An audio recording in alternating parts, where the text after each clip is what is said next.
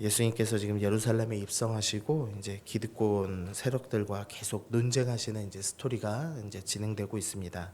이제 어제는 이제 당신이 무슨 권위로 이런 일을 하십니까라고 이제 논쟁하였고, 오늘은 이제 계속해서 이제 두 가지 문제를 다루고 있습니다. 먼저는 지금 정치적 문제로 예수님을 이제 난처하게 하려는 사람들이 나타나고 있는데요. 20절 보시면은 이제 그 사람들이 그들이라고 이제 표현이 되어 있습니다. 근데 이 누가복음에서는 이제 그들이라고만 이제 되어 있지만, 이 마가복음에서는 이 사람들이 바리새인과 이제 헤롯 땅이라고 이제 이야기를 합니다. 그러니까 평소에 서로 견제하던 사람들이 지금 예수님을 막기 위해서 이제 뭉치는 모습을 보여주고 있습니다. 근데 이들이 보낸 사람들을 뭐라고 표현하고 있냐면 정탐들이라고 이제 표현을 합니다. 쉽게 얘기하면은 이제 국정원 요원들인 거죠. 그래서 이제 국정원 요원들, 이 공작의 전문가들을 보내서 예수님을 이 정치적인 함정으로 이제 몰아넣으려고 합니다. 이들이 이제 스스로 의인이체하면서 접근을 하고, 먼저는 이제 21절에서 이제 아부를 하죠. 예수님을 선생님이라 칭하고 예수님이 진리의 도로, 하나님의 도를 가르치십니다. 이러면서 이제 본격적으로 자신들의 질문, 이 함정에 빠뜨릴 질문을 22절에 하고 있습니다. 우리 22절 다시 한번 읽어보겠습니다. 시작. 우리가 가이사에게 세를 바치는 것이 옳으니까 옳지 않으리까. 이제 이 질문을 이제 받았습니다. 그러면 이제 두 가지 질문이 이제 답이 나올 수 있죠. 그래, 이제 세금을 내라, 이제 세금을 내지 마라. 이제 이 두 가지 이제 답을 하게 됩니다. 이제 먼저 세금을 내라라고 예수님께서 말씀하신다면 이 로마의 식민 통치를 인정하는 겁니다.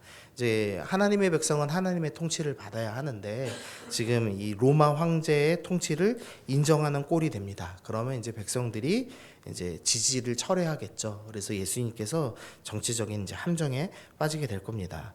또 반면에 세금 내지 말아라, 이제 로마를 반대하는 메시지를 내신다면 실제로 통치하고 있는 로마를 부정하는 것이고, 아마 로마 총독에 의해서 체포되고 처형될 것입니다. 그러니까 어느 것을 답해도 이제 예수님께서 함정에 빠지시는 거죠.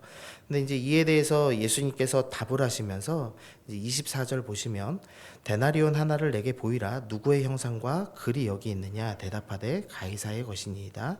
이르시되 그런즉 가이사의 것은 가이사에게, 하나님의 것은 하나님께 바치라 라고 말씀을 하십니다. 예수님께서 이 질문의 함정에 지금 빠지지 아니하시고, 이제 세속 권력 아래서 살아가는 현실에서 세속 권세를 부정하지 말아라 라고 이야기합니다. 로마서 13장 1절에서도 이제 각 사람 위에 있는 권세는 이제 하나님께로부터 왔다라고 이야기를 하죠. 그래서 너희가 이 땅에 살면서 세금이나 시민의 의무를 수행하는 것은 율법 위반이 아니다라고 이제 말씀을 하고 있는 겁니다. 그러면서도 우리가 동시에 하나님 나라 시민이라는, 그러니까 즉 세상의 시민이면서 동시에 하나님 나라 시민이라는 이중 신분을 갖고 있음을 기억해야 한다라고 말씀을 하고 있는 겁니다. 그러면서 이제 가이사의 형상은 가이사에게 돌려라라고 말씀하셨습니다. 그러면 하나님의 형상은 누구에게 돌려야 하는 거죠? 하나님께 돌려라라는 이제 말씀을 하고 있는 겁니다. 우리는 이 하나님의 형상으로 이제 지음받은 존재이죠. 그래서 우리는 하나님을 닮아야 하고 하나님을 섬기는 자이어야 한다라고 이야기하고 계시는 겁니다. 여기서 이 형상이라는 말은 이제 우상이라는 뜻입니다. 그러니까 우상 숭배자들이 이제 우상을 이제 새기죠. 그러면 그 나무를 보면서 이 나무의 형상인 이 본체, 이 신들을 이제 떠올리고 기도하죠. 근데 하나님께서 너희가 내 형상이 되어야 된다라고 말씀하시면서 세상 사람들이 너를 볼 때마다 나를 떠올려야 한다라는 의미로 너희는 하나님의 형상이다라고 말씀하신 겁니다. 그러므로 이제 이 말씀 생각하시면서 나는 하나님의 형상답게 살아야 되는구나 생각해야 되겠죠.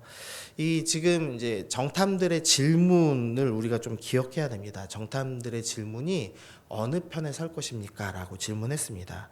요새 좀 한국이 이제 특히 이제 정치적으로 민감하죠.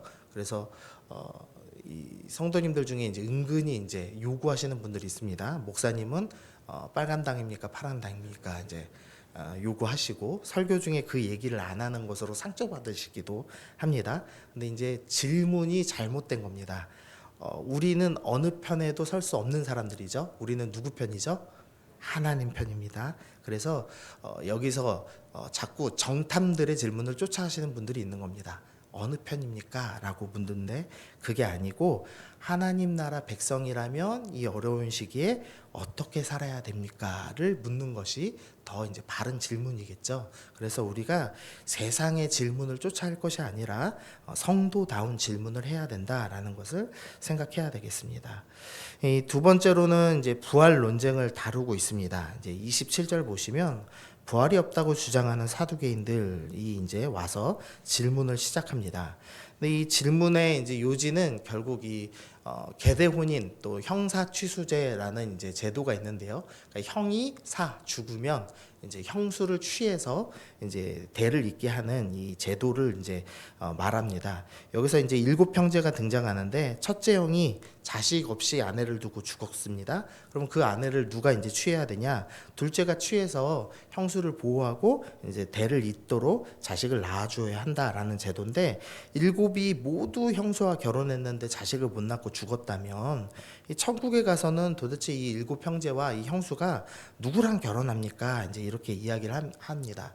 지금 이제 율법을 문자적으로만 이해하고 허점을 파고들어서 이제 진리를 왜곡하고 웃음거리로 만들려는 이제 전략이 이제 숨어 있는 거죠.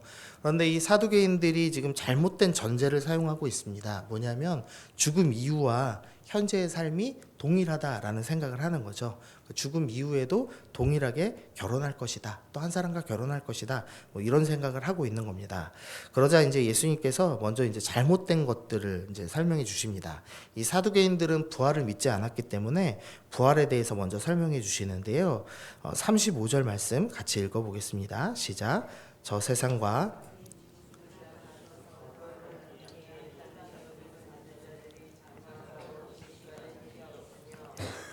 먼저는 이 부활은 모든 사람이 다 하는 것이 아니다. 그러니까 지금 그러니까 안 믿는 자도 부활은 하죠. 그런데 부활에서 하나님의 복을 얻는 것은 아니다. 모두가 천국 가는 것은 아니다라고 설명합니다. 그래서 부활함을 얻기에 합당히 여김받은 자들만 하나님의 복에 참여한다라는 것을 가르쳐 주시죠. 그리고 두 번째로는 장가가고 시집가는 일이 없다. 그러니까 너희는 지금의 삶과 죽음 이후의 삶이 동일하게 결혼도 하고 시집가고 장가가고 먹고 살 거라고 생각하지만 지금의 삶과 방식이 분명히 다를 것이다 라고 말씀하십니다. 그러면서 이제 36절 말씀에서 그들은 다시 죽을 수도 없나니 이는 천사와 동등이요 부활의 자녀로서 하나님의 자녀임이라. 그러니까 부활 이후에는 죽음이 없고 하나님의 자녀라는 특권을 누리면서 살게 될 것이다. 그러므로 너희는 부활이 없다고 주장하는데 아니다. 오히려 부활을 소망해야 된다라고 말씀을 하십니다. 그러면서 이제 그 부활의 증거에 대해서 37절에서 이제 말씀을 하시는데요. 이 37절 말씀은 이 출애굽기 3장 6절에 있는 이 떨기나무 앞에 나타나신 이 하나님과 모세의 이 만남을 통해서 지금 부활을 지금 설명을 하십니다. 원래는 이제 구약에서 가장 확실한 부활의 증거는 다니엘서 12장 2절 말씀입니다. 읽어드리면요. 땅의 티끌 가운데에서 자는 자 중에서 많은 사람이 깨어나 영생을 받는 자도 있겠고 수치를 당하여서 영원히 부끄러움을 당할 자도 있을 것이며 라고 하면서 명확히 부활에 대해서 설명하는 구절이 있습니다. 그런데 이제 사두개인들은 모세 오경만 진짜 성경이라고 주장했기 때문에 너희가 믿는 성경으로 내가 답해주마 이제 이런 식으로 예수님께서 지금 출애굽기 3장 말씀을 근거로 설명을 해주십니다. 근데 여기에서 지금 뭐라고 말씀하시냐면 하나님은 지금 모세에게 나타나셔서 조상들과 내가 언약 맺은 하나님이다라고 말씀하시죠. 그러니까 내가 아브라함과 언약 맺었고 이삭과 언약 맺었고 야곱과 언약을 맺었기 때문에 내가 너에게 나타나서 이스라엘 백성을 기억하고 구원해 주겠다. 건져주겠다라고 말씀하시는 스토리가 이어지죠. 지금 여기서 하나님께서 약속하셨다, 언약하셨다라는 것을 좀 기억해야 됩니다. 이 계약은 당사자가 살아 있을 때만 효력이 있는 겁니다. 계약 당사자가 죽으면 이제 끝나죠. 계약은. 그러니까 하나님께서 만약 아브라함과 언약을 맺으셨더라도 이제 아브라함이 죽으면 그 계약은 끝나는 겁니다. 그런데 하나님께서는 이 계약은 끝나지 않았고 지금도 이루어야 한다라고 나타나셔서 나는 아브라함과 계약 맺었고 이삭과 언약 맺었고 야곱과 언약 맺었다라고 말씀하신다는 겁니다.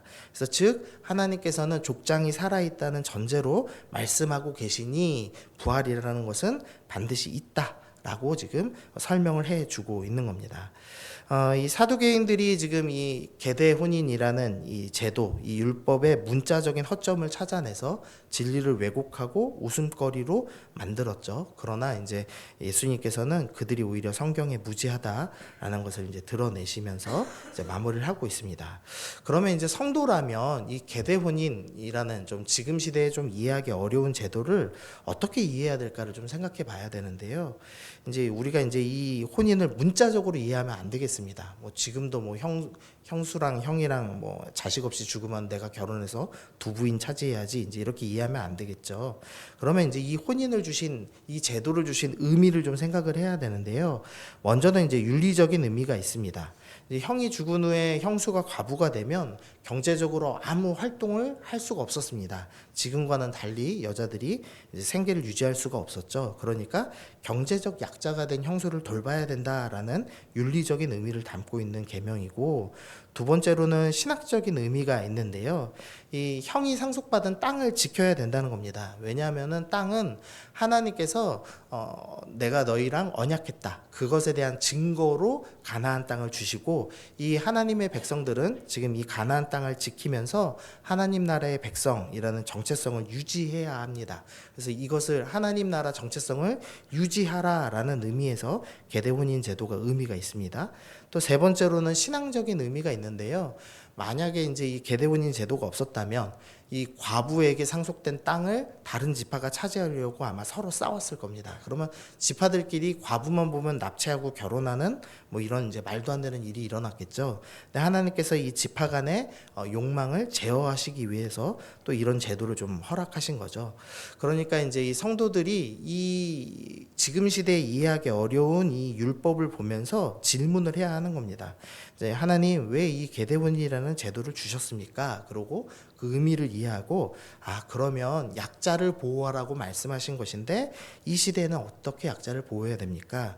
이 시대에는 어떻게 하나님 나라 백성이라는 정체성을 지켜야 합니까? 이 시대 속에서 내가 어떻게 욕망을 제어하고 살아야 합니까?를 질문해야 하는데 그러지 못하는 이제 악한 모습을 보여주고 있더라는 거죠. 그래서 이제 오늘 설교를 좀 한마디로 정리하면 바르게 질문해야 한다는 것입니다. 우리가 성도답게 살려면 어떻게 살아야 하는가, 또 하나님의 말씀을 이 땅에서 하나님이 말씀하신 원래의 의미를 가지고 바르게 적용하고 살려면 어떻게 질문해야 되는가, 그것에 대해서 좀 고민하시면서 하나님, 내가 이 시대의 악한 논리에 사로잡히지 않겠습니다. 이 시대의 헛된 말에 영향받지 않겠습니다. 나는 하나님 나라 백성, 하나님의 자녀답게 어떻게 하면 하나님을 더 기쁘시게 할 것인가를 고민하며 질문을 바꾸어서 성도답게 살아가겠습니다. 그렇게 결단하셔야 하겠습니다. 그래서 오늘 말씀 기억하시면서 바르게 질문하고 하나님의 자녀답게 살아가기로 결정하시는 여러분 되시기를 바랍니다. 함께 기도하겠습니다. 하나님 감사합니다. 하나님 오늘도 말씀을 통하여 우리에게 가르쳐 주시니 감사합니다. 우리가 이 약한 세상 속에서 영향을 받고 잘못된 질문에 속아서 한쪽 편에 서거나 하나님의 진리를 왜곡하는 우리의 어리석은 모습을 주님 불쌍히 여겨주옵소서. 우리가 반대자의 생각에 동화되지 않고 하나님의 자녀답게 생각하는 지혜를 주옵소서. 바르게 질문하고 하나님의 형상을 드러내며 사는 주님의 백성 될 수 있게 하여 주옵소서. 감사드리며 예수님의 이름으로 기도드립니다. 아멘.